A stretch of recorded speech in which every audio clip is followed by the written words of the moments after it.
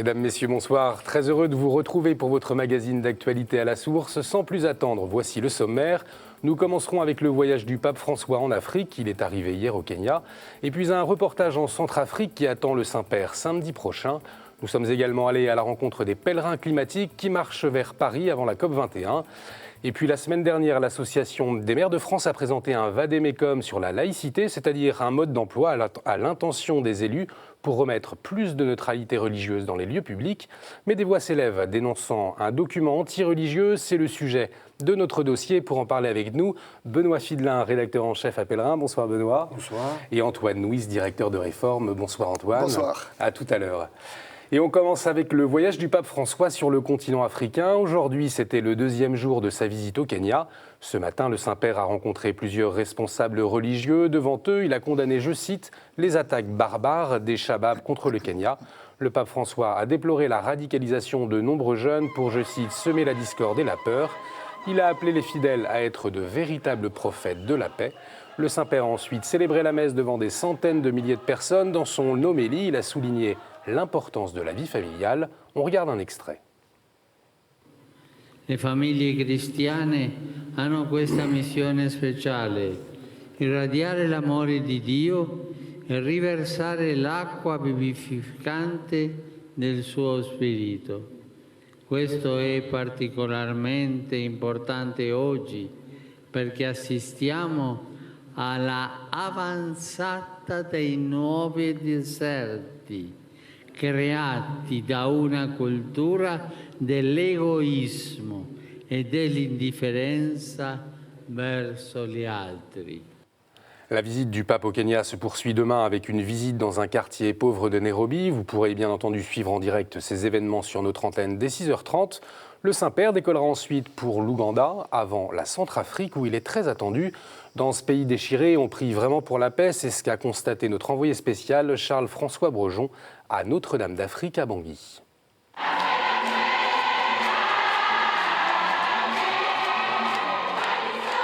Des boubous à l'effigie de la Vierge, des chapelets dans toutes les mains, la paroisse Notre-Dame d'Afrique déborde de fidèles venus rendre grâce après un mois de prière du rosaire pour la paix. La Centrafrique a besoin de Marie, à 100% de chance. Marie a dit, mes enfants, je vous donne des armes contre votre Goliath. Donc nous savons qu'à la sortie du saut rosaire, là, il y aura quelque chose. Dans cette ambiance de fête et de louange, difficile d'imaginer qu'à quelques rues de là, le conflit fait rage entre milices adverses. Les maisons pillées et brûlées et les assassinats sont devenus le quotidien dans certains quartiers de Bangui. Les gens courent partout là. Tout le temps, on écoute des tirs, il y a des violences. C'est pour cela qu'on avait pris ce moment pour prier pour la paix et la venue du pape. C'est en effet dans cette poudrière que le pape François devrait arriver dimanche à Bangui. Ce mois de prière est donc une manière pour l'Église de montrer l'exemple et encourager la population au pardon. Si nous, les religieuses, on n'accueille pas ceux qui font du mal, on les rejette, c'est ça qui ne va pas les transformer. Mais je pense que si on les accueille comme êtres humains, comme la créature de Dieu, ça va les changer. Le pape François se rend justement en Centrafrique comme apôtre de la paix et de la réconciliation. Le pays devra passer par là pour sortir du chaos.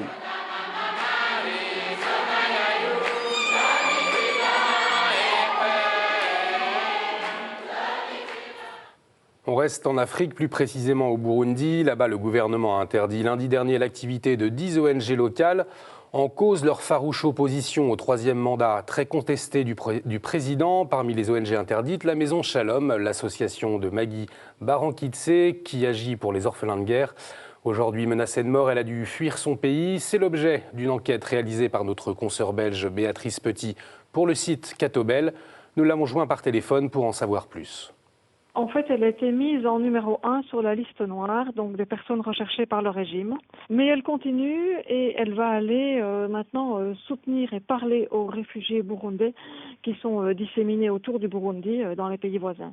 Elle continue à dire attention, attention au vocabulaire qui est utilisé par le régime et qui ne présage vraiment rien de bon. Le régime a menacé d'envoyer des milices travailler. Ça veut dire nettoyage ethnique, de nouveau le même langage qu'au moment du génocide au Rwanda en 1994. Ce qu'elle voudrait, c'est une présence de casques bleus. Elle voudrait aussi qu'on arrête de financer les soldats burundais qui sont envoyés pour maintenir la paix en Somalie. Elle dit, mais leur place, c'est en urgence dans leur propre pays. Et puis, elle voudrait qu'on se mette autour de la table pour dialoguer, en disant stop à l'impunité. Il faut évidemment juger les coupables. Retour en France maintenant. Aujourd'hui, dans un communiqué, la communauté de l'Emmanuel a annoncé la date de la fin de l'enquête diocésaine en vue de la canonisation de Pierre Goursat, fondateur de l'Emmanuel. Ce sera le 19 décembre à la paroisse de la Sainte Trinité à Paris.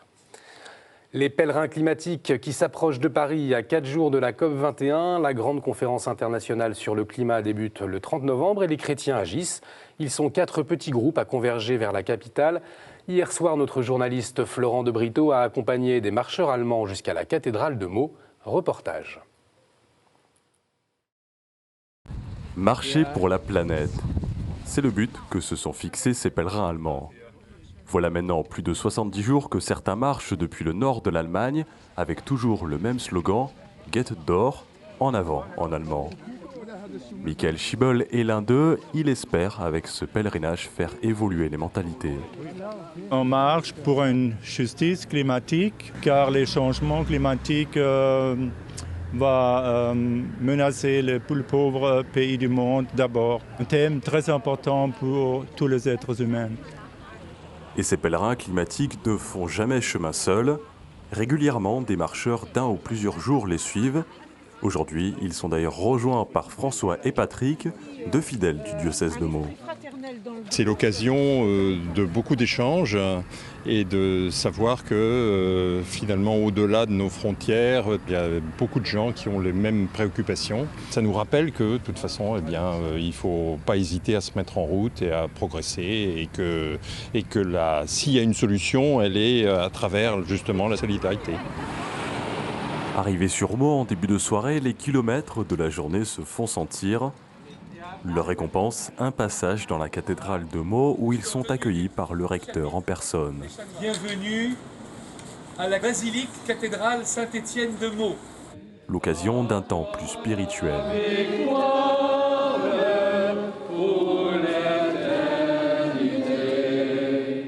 Fin de journée pour les pèlerins climatiques qui vont enfin pouvoir se reposer.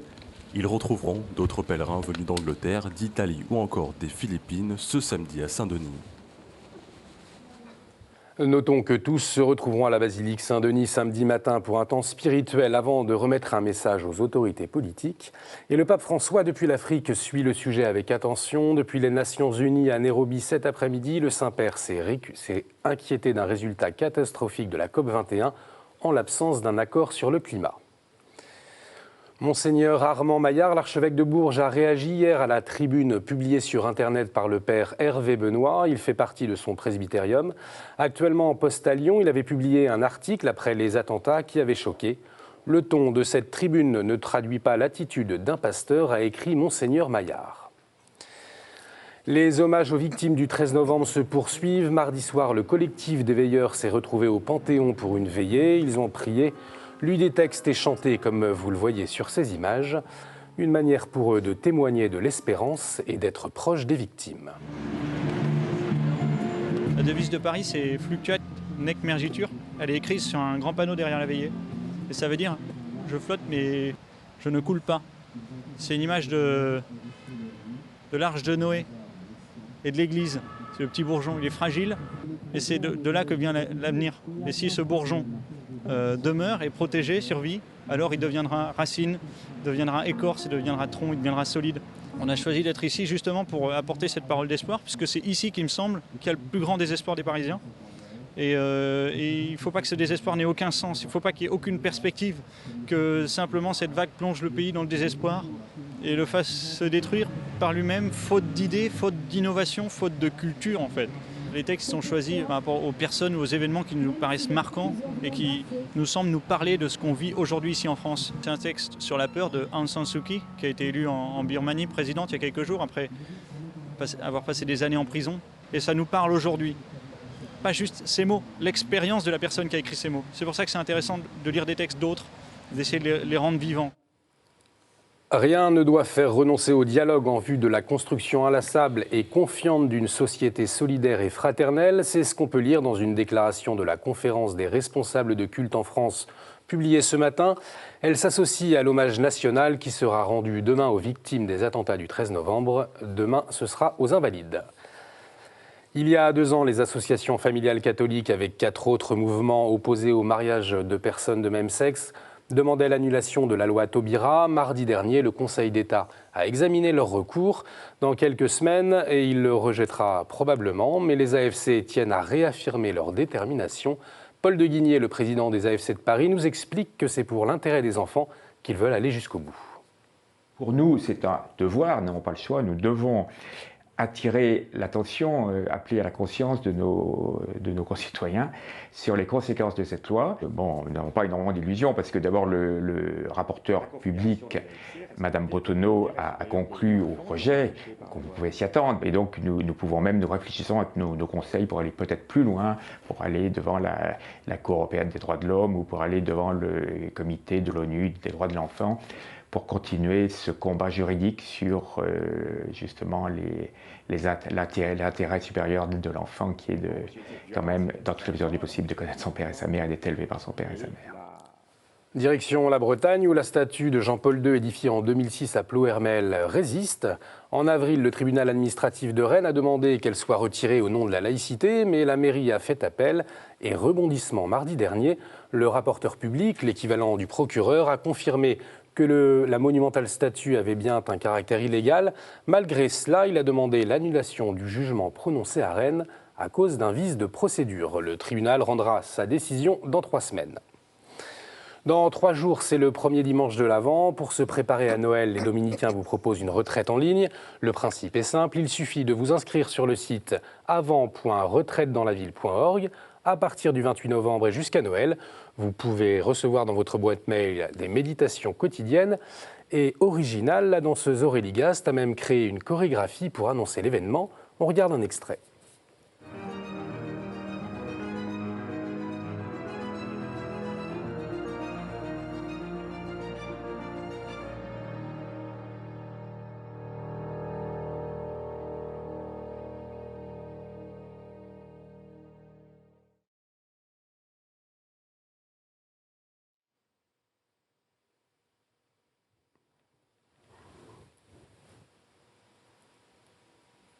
Voilà ce que nous avons retenu pour vous aujourd'hui. Retrouvons maintenant le père Mathieu Rouget. À quelques jours du premier dimanche de l'Avent, il nous parle des crèches dans les lieux publics.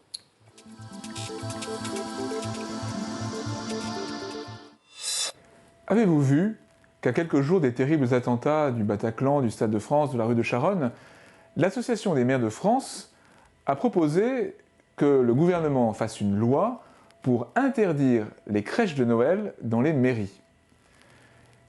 Un laïcisme idéologique et étroit fait commettre à cette association une grave erreur de discernement. Parce que dans les circonstances présentes, rien ne peut être plus fécond, justement, que les crèches. Les crèches ne sont pas seulement une réalité confessionnelle, c'est aussi une réalité culturelle. Pensez à tous nos artisans provençaux qui fabriquent des santons. Et puis, la crèche, dans la variété des moyens de la contempler, de l'accueillir, de la regarder, porte des valeurs essentielles pour aujourd'hui. C'est la naissance d'un enfant dans la joie, c'est un signe de douceur dans un monde de brutalité. C'est l'accueil de la vie dans un monde qui est traversé par les forces de mort. C'est aussi l'accueil, tout simplement, d'une famille qui, pour des raisons politiques, a dû quitter la ville de Nazareth pour se rendre à Bethléem. Tant de gens, aujourd'hui, ont dû quitter leur pays et ont besoin d'être accueillis. Les crèches de Noël sont la cristallisation des valeurs dont notre temps a le plus besoin. Comment, dans ce contexte, ne pas voir que l'Association des maires de France fait non seulement une erreur, mais même une faute, une véritable faute morale. D'autant plus que vouloir à tout prix repousser la religion ne parvient qu'à faire du religieux refoulé potentiellement violent. Dans le contexte d'aujourd'hui, il est important que beaucoup de maires, les élus préférés des Français, et à juste titre, réagissent pour que, au lieu de supprimer les crèches, on les cultive et qu'on cultive ainsi les valeurs salutaires pour aujourd'hui, de douceur, de vie et d'accueil. Merci Père, à très bientôt. Tout de suite, c'est notre revue de presse.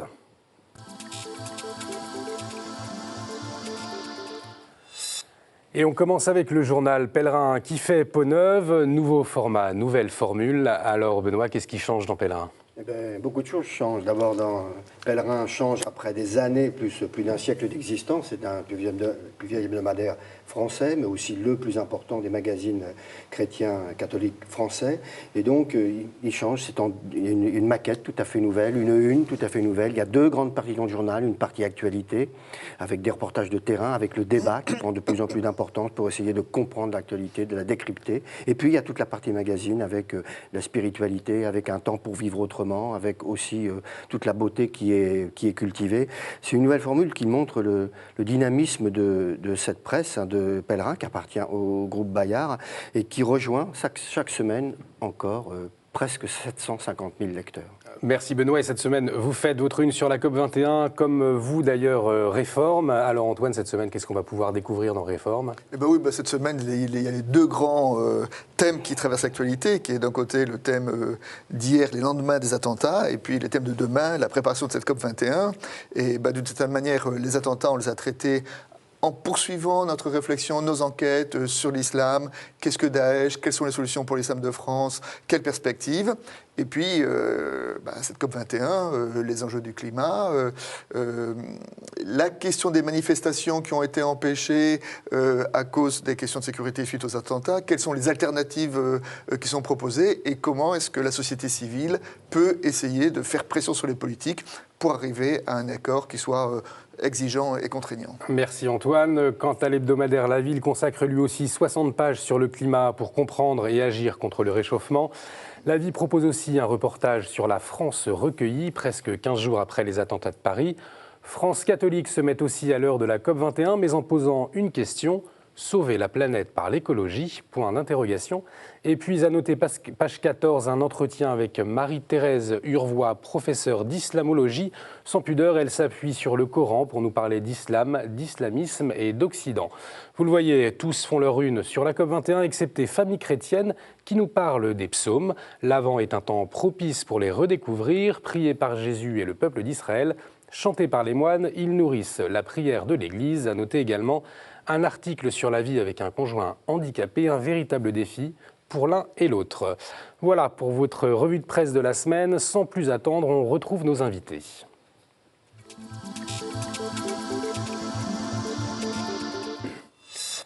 L'Association des maires de France a présenté la semaine dernière un vade-mecum sur la laïcité, c'est-à-dire un mode d'emploi à destination des élus pour les questions qui touchent à la religion. Une pétition circule actuellement pour dénoncer les intentions anti-religieuses. 70 parlementaires l'ont déjà signée. Ces élus refusent entre autres de cacher leurs convictions personnelles et n'acceptent pas qu'on passe les crèches à la trappe. On va en parler avec nos invités, Antoine Nuis de Réforme et Benoît Fidelin de Pèlerin. Mais avant, pour lancer notre débat, écoutons Hervé Mariton, député de la Drôme. Il y a dans ce texte une vision de contrainte, en effet contrainte à l'égard des citoyens, contrainte à l'égard de la culture, à l'égard de l'identité du pays et contrainte à l'égard des élus. Quand il est indiqué qu'un élu participant à une cérémonie religieuse en tant qu'élu, lorsqu'il est chrétien, ne doit pas se signer. Je trouve que c'est irrespectueux de l'élu, irrespectueux de la religion, irrespectueux de ce qu'est la France.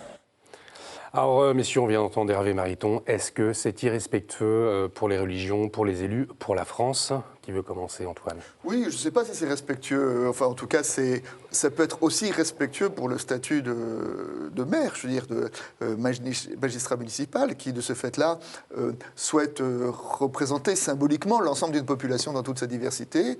Et en tout cas, ça mérite débat. Je ne dirais pas comme ça, de but en blanc, que c'est irrespectueux. Benoît, c'est... Je ne dirais pas qu'elle est irrespectueuse.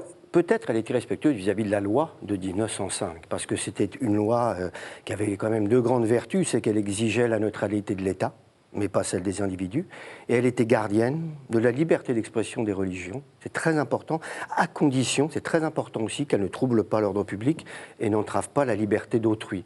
Et donc c'est une loi qui avait porté ses effets, qui avait eu des effets tout à fait positifs sur la société. Moi, il y a quelques années, en 2004, j'avais fait une grande enquête, un centenaire après cette loi-là, et tout le monde en était satisfait, elle permettait la liberté religieuse sans que ça porte atteinte à la liberté d'autrui. Oui, mais la question, c'est que le maire, quand il est en tant que maire, est-ce qu'il est là au nom de la liberté de l'individu ou au nom de la neutralité de l'État ? Je veux dire, dans une manifestation publique, le maire représente l'État et qu'à ce moment-là, qu'il ait une certaine neutralité, moi, ça ne me choque pas. Et est-ce qu'en tant que journaliste chrétien, vous pouvez sentir dans les mairies une certaine crispation quand il s'agit de religion quand vous avez contact avec des maires, est-ce que c'est quelque chose que vous pouvez sentir? Tout à fait.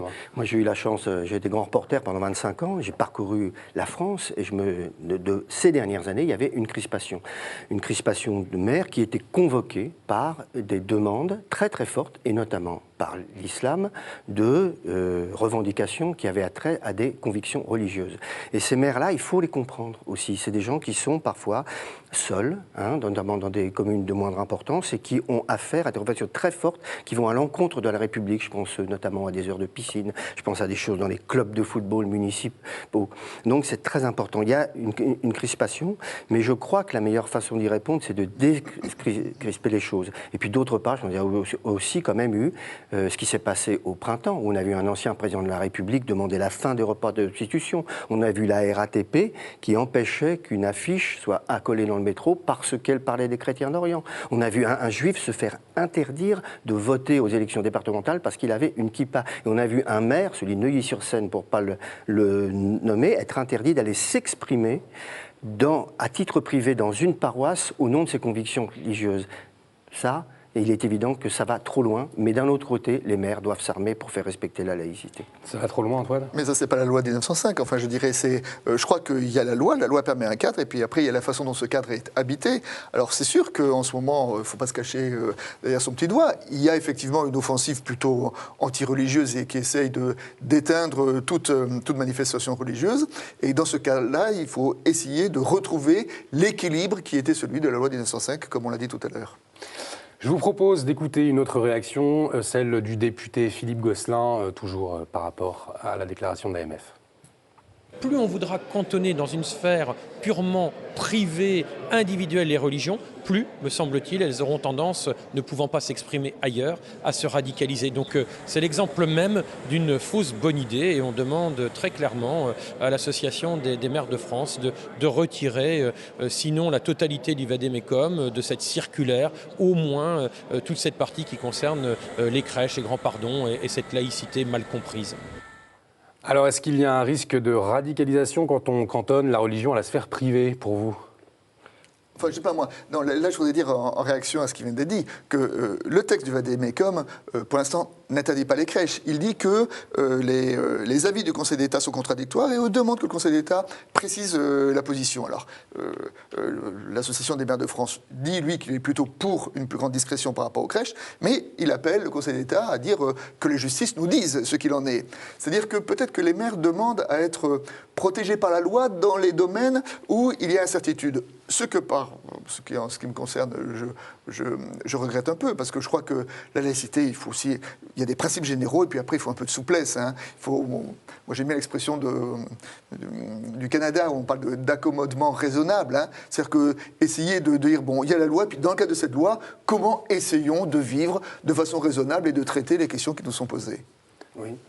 Mais écoutez, moi je pense aussi, il y a quelque chose d'un peu juste dans ce que je dis avec M. Gosselin, le député de la Manche, à savoir que plus on la cantonne dans la sphère privée, plus il risque d'y avoir un refoulé du religieux qui peut s'exprimer de manière violente. Ça, c'est tout à fait certain. Et cependant, l'idée de mettre la religion hors de la sphère publique, peut-être totalement dans la sphère publique, peut être dangereuse comme ça. Antoine, c'est tout à fait certain. Vous vouliez réagir? Non, oui. Enfin, sur les crèches, je veux dire. Alors, le problème, effectivement, de vouloir écarter les crèches, c'est que dans l'imaginaire, la crèche est remplacée par quoi? Elle est remplacée par Père Noël. Et d'un côté, donc, on a un Christ qui est, comme on le disait tout à l'heure dans le reportage, enfin, comme disait le Père dans sa méditation, une image quand même, une image de migration, une image de pauvreté, une image qui dit quelque chose de notre société. Et en face, le Père Noël. Et le Père Noël, c'est quoi? C'est l'image, au départ, le symbole d'une grande société de boissons gazeuses. Hein. Alors, est-ce qu'on veut le Christ ou est-ce qu'on veut la boisson gazeuse? Je veux dire, là aussi, l'alternative risque ultimement de se jouer à ce niveau-là. Et je pense quand même qu'il y a le risque, c'est que je crois qu'il y a un certain nombre de gens, il ne faut pas non plus être naïf, qui surfent sur les événements au nom d'une laïcité de combat. Hein. Ça existe en France, une laïcité de combat qui souhaite finalement profiter des événements pour l'instaurer. Mais je pense que les élus, moi j'ai pratiqué énormément d'élus de terrain, ils ont, c'est vrai, besoin d'être aidés par la loi, ils ont besoin d'être aidés au discernement, ils ont besoin aussi d'être aidés pour lutter contre les signes trop ostensibles de religion. Mais je pense qu'il faut de la déconstruction. Je pense qu'il y a des endroits où culturellement, on ne peut pas se passer les santons, où il y a des endroits profondément catholicisés, où, bien sûr, il y aura une crèche. Ça fait partie, comme le disait Mathieu Rugier, d'une référence religieuse et culturelle. Et je pense qu'il ne faut pas la perdre au nom d'un attachement à une culture commune, à un bien commun. Merci, monsieur. Un dernier mot. Oui, non, l'alternative, c'est ce que la crèche, ça appartient au folklore, à la culture d'un peuple, ou est-ce que c'est un signe ostensible religieux? Eh bien, c'est un peu l'alternative dans laquelle nous sommes et de la problématique. Merci à vous. C'est la fin de votre édition. Vous pouvez la revoir sur notre site www.ktotv.com. À la semaine prochaine. Excellente soirée sur KTO.